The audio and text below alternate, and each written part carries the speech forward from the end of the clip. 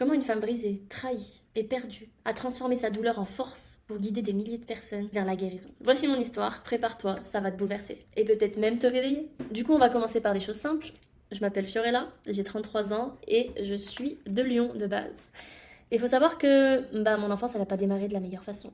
Déjà, à 2 ans, mes parents étaient divorcés. Moi et mon demi-frère, on a 2 ans d'écart. Voilà, mon père avait déjà trouvé quelqu'un avant même mes 2 ans. Et du coup, j'étais ballottée d'une famille à l'autre. Ça commençait bien.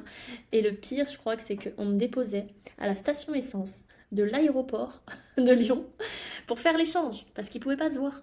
C'était quand même incroyable. C'est peut-être pour ça que je suis devenue une grande voyageuse. C'était prédestiné, voilà.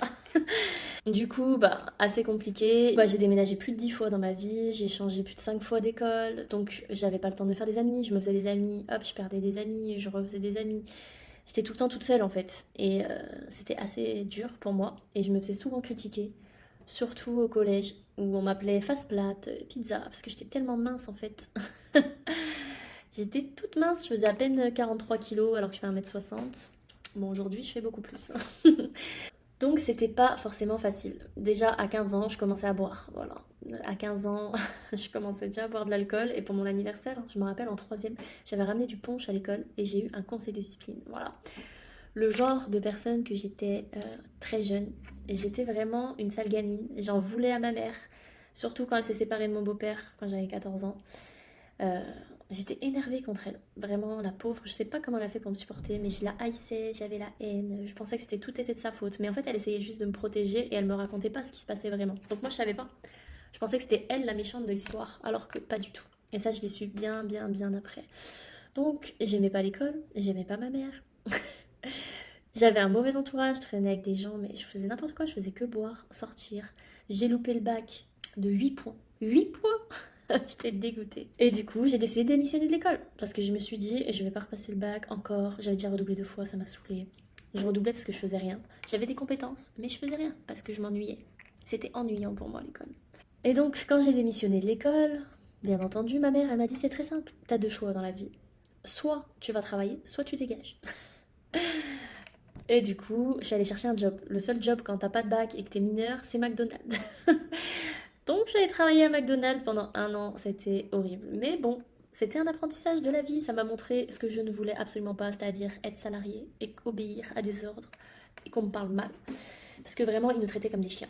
Et donc pendant cette période-là, je travaillais à McDo et je faisais que sortir. Genre vraiment, jeudi, vendredi, samedi, dimanche, je buvais, je sortais, j'étais VIP dans toutes les boîtes. Tellement que je sortais, j'étais connue quoi, tu vois. Le jour où j'ai eu mon bac, je suis allée faire la fête avec des copines, on va en boîte et tout. Et là, je croise un mec. Je croise un mec et en fait ce mec-là, c'était le beau gosse du collège quand j'étais petite, où j'avais écrit dans mon journal intime, je l'ai retrouvé des années après, que je le voulais. Il s'appelait Kevin. Et j'avais dit, je le veux, il est trop beau, il sera à moi un jour. Et du coup, quand je le vois, je dis à mes copines, je suis sûre que je peux l'avoir, on fait un pari, tu me payes un verre si j'y arrive. Bien entendu, j'ai réussi, mais c'était la pire décision de ma vie. Je suis restée 2 ans avec cette personne et c'est avéré que c'était un pervers narcissique. Il m'a frappé, il m'a rabaissé, il m'a insulté, il m'a détruit psychologiquement. Mais vraiment, je crois que le plus dur, c'est pas les coups. Je me rappelle même plus d'ailleurs des coups. C'est vraiment psychologique. Il te fait passer pour une folle. Il te dit que t'es cinglé, que c'est toi le problème, alors que pas du tout. Tu deviens barjot. J'étais devenue complètement barjot. Il m'a fait vraiment la misère. Il m'a mis le couteau sous la gorge, il m'a étranglé, il m'a fait manger de force. Une fois, j'étais mal parce que je crois qu'on m'a drogué en boîte ce jour-là. Il m'a éclaté la tête dans le radiateur en fonte. Tellement il m'a frappé, je pense, que les voisins ont appelé les flics. Les flics ont débarqué et ils me disaient: Est-ce que vous vous sentez en sécurité, madame? Je disais non, j'étais en train de chialer, j'étais trempée parce qu'il m'avait mis sous la douche parce que je faisais que vomir. Et il me disait: Est-ce que vous voulez porter plainte? Je disais non. Il me disait: Bah, du coup, on peut pas vous emmener, on est obligé de vous laisser là, nanani, nanana. Et ils essayaient, mais moi, il était devant moi, je pouvais rien dire, j'avais trop peur. Bref. Ceux qui ont vécu ça, ils vont comprendre. Ceux qui sont en train de vivre ça, partez. Bref, sur le coup, j'ai pas porté plainte, donc je suis restée là-bas. Et un jour, il a jeté mes affaires dehors. Bref, j'étais à la rue, etc. Et ma mère, elle a vu du coup ce qui m'arrivait. Et je lui ai dit: appelle pas mon père. Qu'est-ce qu'elle a fait? Elle a appelé mon père. Donc je me suis pris la tête avec les deux. Mon père m'a insulté, m'a dit: t'es complètement conne, nanani, nanana. Bon, je pense que il savait pas quoi faire et qu'il s'en voulait à lui-même, donc il s'est énervé sur moi. Et je lui en veux pas. Et du coup, pendant 6 mois, j'ai pu parler ni à mon père ni à ma mère, donc j'étais toute seule avec lui. C'était super, encore pire. Et du coup, il m'a encore mis à la rue pour la 50e fois. Et quand j'ai voulu rentrer chez moi, ma mère avait changé les serrures parce qu'elle avait peur que je le ramène chez elle pendant qu'elle était en vacances. Donc je me suis retrouvée chez ma tante et elle avait déjà vécu ça. Du coup, elle m'a aidée à prendre un appart et à m'éloigner de lui parce que j'habitais chez lui. Donc j'ai pris un appart, j'ai essayé de le quitter, mais à chaque fois il revenait en chialant et tout. C'était horrible. Il me faisait culpabiliser. Une fois, il a essayé de se trancher les veines devant moi en me disant je suis désolée. Même j'ai le nez tordu, je sais pas si vous voyez, mais c'est parce qu'il m'a mis une tarte tellement fort que je pissais le sang du nez. Des trucs de fou. Voilà, des trucs de fou. Et ce qui m'a sauvé la vie, c'est que dans mon nouvel appart, mon voisin a appelé les flics un jour où il était en train de tout péter chez moi. Et là, les flics sont venus, ils m'ont embarqué de force au commissariat. C'était le matin, j'étais en pyjama, ils m'ont emmené à l'hôpital, ils m'ont fait tout constater et ils m'ont pas lâché tant que j'ai pas signé la plainte. Et je les remercie parce que s'ils avaient pas fait ça, je serais encore là-bas, je pense, et ça serait horrible. Et du coup, j'ai réussi à sortir de cette relation. Il a fini en prison, comparution immédiate. J'ai eu de la chance. Vraiment, j'ai eu de la chance. Dieu merci. Et même en prison, il arrivait à m'appeler. Il m'envoyait des lettres alors qu'il avait interdiction de m'approcher pendant 2 ans. Il sort de la prison, on se revoit. Bref, toujours les mêmes erreurs. Mais ça, pourquoi? Les gens ne comprennent pas, mais en fait, c'est la blessure d'abandon. La blessure d'abandon qui est liée au père et qui fait que tu as de la dépendance affective et que tu t'accroches à quelque chose qui n'est qu'une illusion. Parce qu'une semaine sur deux, c'est l'homme parfait. Et oui. Tout ça pour dire que je suis sortie de cette relation, mais pendant 6 mois, personne ne pouvait m'approcher, personne ne pouvait me toucher, je faisais que pleurer, pleurer, pleurer, pleurer, pleurer, pleurer, pleurer non-stop. Vraiment, j'étais arrivée à bout. Mon appart, j'étais à moins 800 sur mon compte. Je m'étais meublée avec Emmaüs, j'avais plus un. Et je parlais plus à mes parents, donc j'avais pas trop le choix. Et du coup, pendant qu'il finissait en prison, je commençais un nouveau job. Je me lançais en tant que vendeuse de maisons individuelles. Première fois de ma vie, j'avais 19 ans, j'étais un bébé, un petit bébé. Et là, qu'est-ce qui se passe? Crise immobilière. Je commence à prendre mes bases, j'étais bien, j'avais trouvé une bonne équipe, je me sentais mieux. Je vends ma première maison à 19 ans. J'étais très contente, mais la plus jeune, la dernière arrivée, c'est moi qui me fais virer. Parce que crise économique, plus assez de clients pour le nombre de personnes qu'on est. Je change de boîte parce que j'étais jeune avec de l'expérience, donc forcément on m'embauchait direct. Bam, je me fais virer, on me dit que je suis trop jeune, qu'il faut que je revienne plus tard. Au bout d'un moment, je lâche l'affaire, je me mets au chômage. Profitons du chômage. Et là, vraiment, je me retrouve complètement perdue, sans objectif. Je sais pas ce que je vais faire de ma vie. En plus, je suis en dépression, je fais que chialer 24 sur 24 parce que l'autre, on a rompu et que c'est quand même dur. Et je voulais pas demander de l'aide. Je me disais, j'ai besoin de personne, j'ai pas besoin d'avoir un psy, les psys ça sert à rien, nanana. Bref, j'étais dans ma bulle de négativité et je faisais que sortir. Il y a que l'alcool qui me faisait oublier. Et après, quand j'ai réussi à me détendre, je suis sortie avec des mecs, mais des mecs que je savais que j'avais aucun avenir avec eux. Ok? Donc, j'ai eu des mecs qui servaient à rien, qui mentaient, qui manipulaient, qui étaient inutiles à la vie. Mais j'arrivais pas à tomber amoureuse de toute façon, je m'attachais, mais c'était de l'attache, de la dépendance encore une fois parce que j'avais pas envie d'être seule. Et là j'ai reçu un appel, l'appel qui a tout changé. Un appel qui m'a proposé un job à mon compte dans l'immobilier à Lyon. Parce qu'à cette époque j'habitais à Bourg-en-Bresse, à 1 heure de Lyon. Et du coup là je décide de tout quitter pour déménager à Lyon chez ma grand-mère et prendre cette opportunité de me lancer à mon compte. Je me barre. Je prends mes clics et mes claques et je me casse de cette ville où il y a ce fou qui m'a frappée et où il n'y a rien qui va. Donc je me casse. Une des meilleures décisions de ma vie. Je commence le 7 juillet 2014. 7. Très important. Et là, je rencontre des gens exceptionnels. Je fais du dev perso, je lis des livres, je trouve enfin des objectifs, enfin ce que je veux dans la vie. Sauf que je suis dans le mensonge, entre guillemets. Je me mens à moi-même. Mais ça, j'en ai pas conscience à ce moment-là. Je me dis, il faut que je sois libre, que je fasse ce que je veux quand je veux. Pour être libre, il faut que je fasse de l'argent. Let's go. J'étais trop dans le matérialisme, ok? Mais du coup, je me mets à fond dans le travail. Je me mets à fond dans le travail à 300%. Pourquoi je fais ça? Pour oublier tous mes problèmes. Au lieu de travailler mes problèmes, en fait, je les fuis dans le business. Et là, je travaille 24 heures sur 24. Pendant 1 an, aucun salaire. Mais j'abandonne pas. Parce que je sais que je suis capable, je sais que je vais y arriver. Et vu que j'avais plus d'argent, je travaille à cuisiner là à côté en même temps, en tant que salarié. Et je fais les deux en même temps. Et je gère. Et j'arrive enfin à réussir à faire de l'argent. Et là, j'ai 2 amis à moi qui bossent avec moi en gestion de patrimoine, qui me disent là j'ai une opportunité à te présenter, etc. Il faut qu'on se voit, machin. Ils m'expliquent le business. Je me rappelle, c'était entre Noël et le jour de l'an. Comme quoi j'étais vraiment motivée dans ma vie. J'y vais, ils m'expliquent l'opportunité. Et ça, c'était du marketing relationnel lié à l'investissement. Moi, j'étais en gestion de patrimoine, donc l'investissement me faisait pas peur. Au contraire, je trouvais ça vachement intéressant. Tu veux faire de l'argent, il faut investir ton argent, c'est la base. Donc je me lance. et je travaille à fond et je réussis, etc. Sauf que là, qu'est-ce qui se passe? Je travaille à fond, encore et encore, et je m'arrête pas. Ça fait des années que je m'arrête pas. Ok? Là, on est en 2017, je finis à l'hôpital. Burn-out.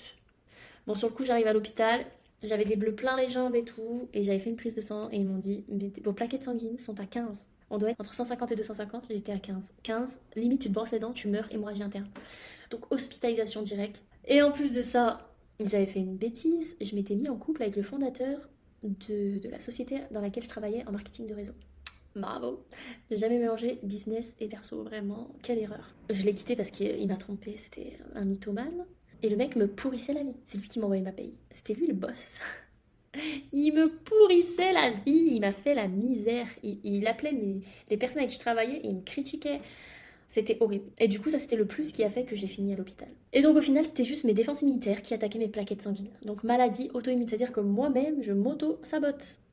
Clairement, maintenant que je suis guérisseuse, je peux vous dire ce que ça veut dire. C'est que là, mon corps, il m'a dit stop, stop, tu vas n'importe où, tu fais n'importe quoi, ça va pas, stop. Prends le temps de regarder tes blessures. En fait, je les avais enfouies en moi. J'avais tout enfoui et je travaillais. J'avais oublié tout ce que j'avais vécu. J'avais pas travaillé ça. Je l'avais enfoui. Donc, qu'est-ce qui se passe quand on fait ça? Eh ben, on tombe malade. Voilà. C'est là qu'on crée des cancers, des maladies, des trucs de merde. Mais ça, j'en ai pas pris conscience tout de suite. Bien entendu, ça aurait été trop facile. Donc même à l'hôpital, qu'est-ce que je fais? Je continue de travailler. Je suis une grande malade. Je travaille à l'hôpital. Je suis dans un lit d'hôpital et je travaille. Et j'arrive à atteindre ma première position à 3000 balles par mois en marketing de réseau. J'étais trop contente. Je formais, j'accompagnais plus de 300 personnes. C'était incroyable, j'avais jamais fait ça de ma vie. Et donc, je sors de l'hôpital, je continue. Bah oui, parce que j'ai pas compris la leçon. Je continue. Et je fais mes premières scènes. Je monte sur scène. Je parle devant 300 personnes. Mais j'avais super peur. En fait, moi, j'avais des peurs. C'est la peur d'être vue, la peur du jugement. Donc, quand j'étais sur scène, je tremblais. Tellement que je tremblais, j'avais peur de tomber par terre. Et je me rends compte que j'avance plus. Je stagne. J'arrive pas à dépasser les 3000 par mois. J'ai aucun mentor. Je me retrouve toute seule. Donc, du coup, je vais chercher des mentors. Des gens qui font 20K dans l'industrie du marketing relationnel. Parce que ça existe. Je les vois, je les rencontre, ils m'apprennent plein de choses et là je décide de changer de société. Je change de société. Deuxième meilleure décision de ma vie. Et je lance un nouveau business, toujours dans la même activité, mais une nouvelle société avec qui je travaille. Un nouveau partenariat, c'est pour faire simple. Et là, en l'espace de 1 an, j'atteins les 30 000 euros par mois. Par mois, 30 000 euros par mois, j'atteins tous mes objectifs en fait. J'atteins ma liberté financière. Sauf que je travaille comme une malade, comme une acharnée. Vraiment. Non-stop, 24 heures sur 24, 7 jours sur 7. Il n'y a pas de vacances, il n'y a pas de repos, c'est du travail. Même quand je suis en vacances, je suis avec mes équipes, ok, mes commerciaux avec qui je travaille. C'est non-stop. On fait tous les 15 jours des événements de plus de 100 personnes dans des salles, etc. Enfin, c'est dingue. Genre vraiment, c'est dingue. Je suis invitée à Dubaï 5 fois, je fais des voyages de luxe, je me retrouve à Miami. Je fais plein de trucs. Genre, c'est incroyable. J'ai kiffé pendant 3 ans. J'ai rencontré des gens exceptionnels qui m'ont formée, qui m'ont aidée et tout. Mais en fait, je me suis perdue à courir après l'argent. Je me suis perdue. Et là, on tombe dans une période, boum, Covid. Donc là, je suis en plein boom, je fais 30 000 par mois, je suis contente. Le Covid arrive. Le Covid arrive, je me retrouve enfermée, du coup, avec mon copain. Ça faisait 2 ans qu'on était ensemble. 1 an et demi, peut-être. 1 an et demi, 2 ans. Et là, il y a le Covid. Je l'avais rencontré où? Dans le business. C'était un mec avec qui je travaillais. Encore. J'avais toujours pas compris. Schéma répétitif. Voilà. J'avais toujours pas compris. Donc là, qu'est-ce qui se passe? Je retombe dedans. On se prend la tête. En plus, je perds 60% de mon chiffre d'affaires. On se sépare. Je l'aimais de tout mon cœur. Genre, on s'est séparés en s'aimant encore. Et en se disant, bah peut-être plus tard on se retrouvera, mais là, on a besoin de prendre du recul parce que moi, j'avais évolué et lui, non. Du coup, ça a créé un décalage. Et à un moment donné, bah, un décalage égal, on doit se séparer. Sauf qu'on travaillait ensemble. On travaillait ensemble, les amis. C'était horrible de travailler 24 sur 24 avec lui, de le voir tous les jours, de plus être avec lui.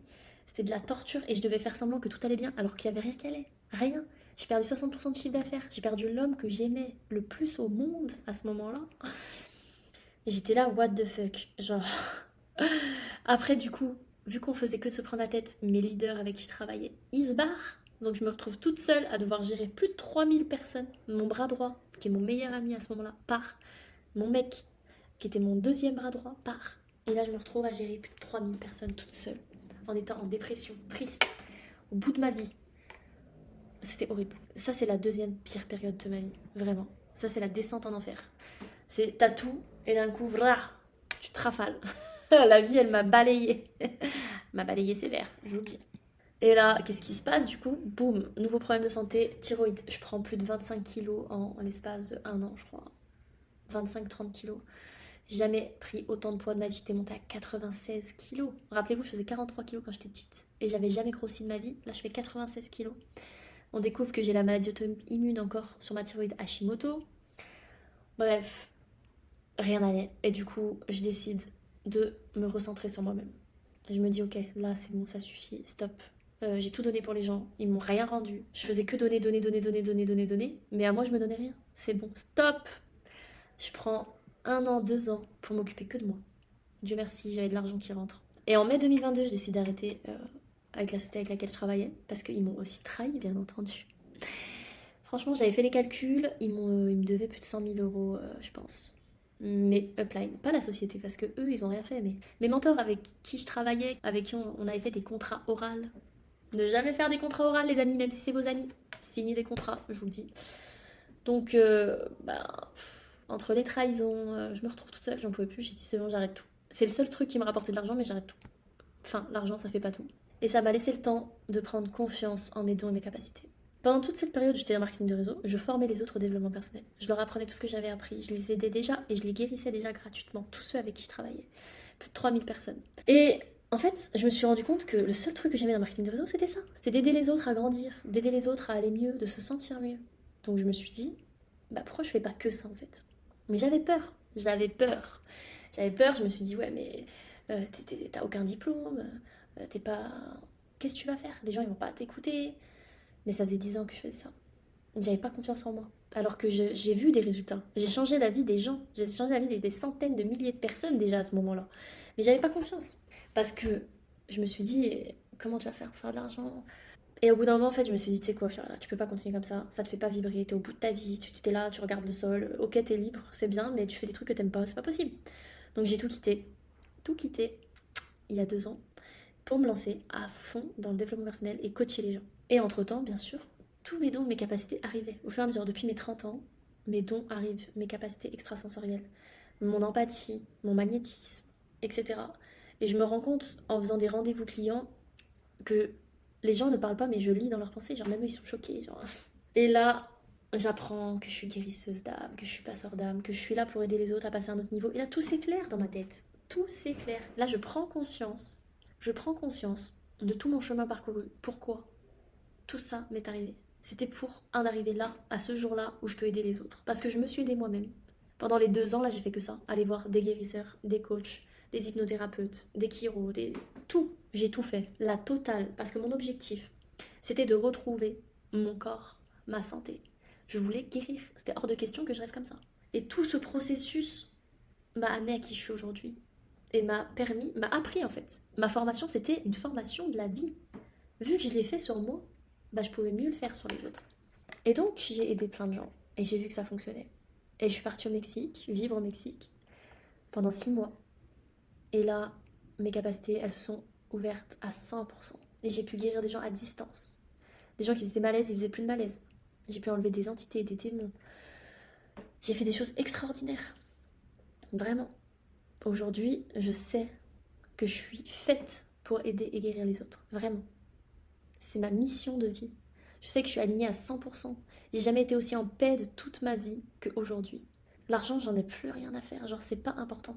Et j'ai constaté qu'aujourd'hui, Dieu me donne toujours tout ce que j'ai besoin au moment où j'en ai besoin. Je me suis reconnectée à ma spiritualité. Avant, je ne croyais en rien.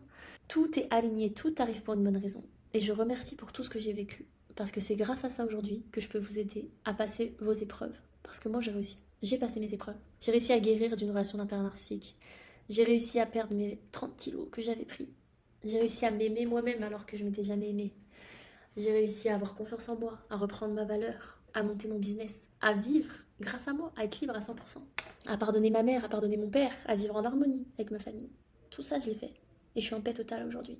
Et mon but, c'est que toi aussi, tu sois aligné à ta vie, que tu fasses ce que t'aimes et que tu te sentes en paix. Alors si ça te parle, n'hésite pas à m'écrire sur Instagram. Je me ferai un plaisir de discuter avec toi et de voir quel plan on peut faire pour t'aider à te sentir mieux, apaisée et heureuse. Parce que croyez-moi, j'ai été au fin fond du gouffre, du fond, à boire 24/24, à chialer tous les soirs. À aujourd'hui, être libre, voyager où je veux dans le monde, kiffer ma vie, être heureuse en fait, tout simplement. Le bonheur pur. Être en gratitude de cette vie, alors que j'avais la haine contre la vie. Je suis passée de ça à ça. Vous pouvez le faire aussi. Alors je vous attends dans mes messages privés et j'ai hâte de vous aider à transformer votre vie comme je l'ai fait aussi avec la mienne.